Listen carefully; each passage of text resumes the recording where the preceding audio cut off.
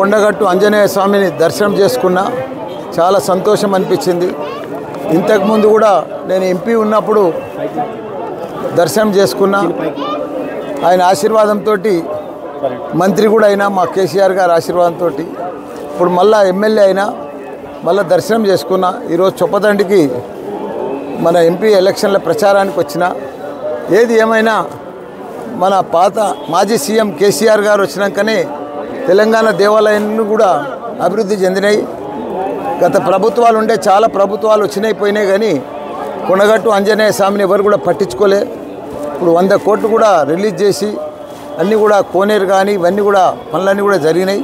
ఇంకా 500 కోట్లు కూడా రిలీజ్ చేసిండు. ఇప్పుడున్న ప్రభుత్వానికి కూడా ఆ ఫండ్స్ కూడా రిలీజ్ చేసి పెద్ద ఎత్తున ఇది చాలా పుణ్యక్షేత్రం, పెద్ద క్షేత్రం. మన తెలంగాణలోనే కాదు భారతదేశంలోనే పెద్ద కొండగట్టు ఆంజనేయ స్వామి అంటే మంచి పేరు ఉంది. కాబట్టి దీన్ని ఇంకా బాగా అభివృద్ధి చేయవలసిన అవసరం ఉంది. అందరికి కూడా నమస్కారం, ధన్యవాదాలు. ఈ మధ్య ఎన్నికలు అయిపోయిన తర్వాత దైవ దర్శనాలు బాగా చేసుకుంటున్నారు. ఏం మొక్కుకుంటున్నారు దేవుడు? ఏం మొక్కుకుంటున్నాయి? ఇప్పుడు వచ్చే పార్లమెంట్ ఎలక్షన్లల్లో 16కు 16 మా ఎంపీ బీఆర్ఎస్ పార్టీ గెలవాలని కోరుకున్నా దేవుడు. కాంగ్రెస్ పాలన ఎట్లా ఉంది? కాంగ్రెస్ పాలన ఉన్నా ఒకటే, లేకున్నా ఒకటే, అది అందరికీ తెలుసు. ఎందుకంటే అది ఉన్నా లేనట్టే. 56 ఏళ్ళు కూడా వాళ్ళు దేశాన్ని మన తెలంగాణను కూడా పరిపాలించారు. ఎప్పుడు కూడా వాళ్ళు న్యాయం చెయ్యరు కూడా. ప్రజలకు కూడా తెలుసు.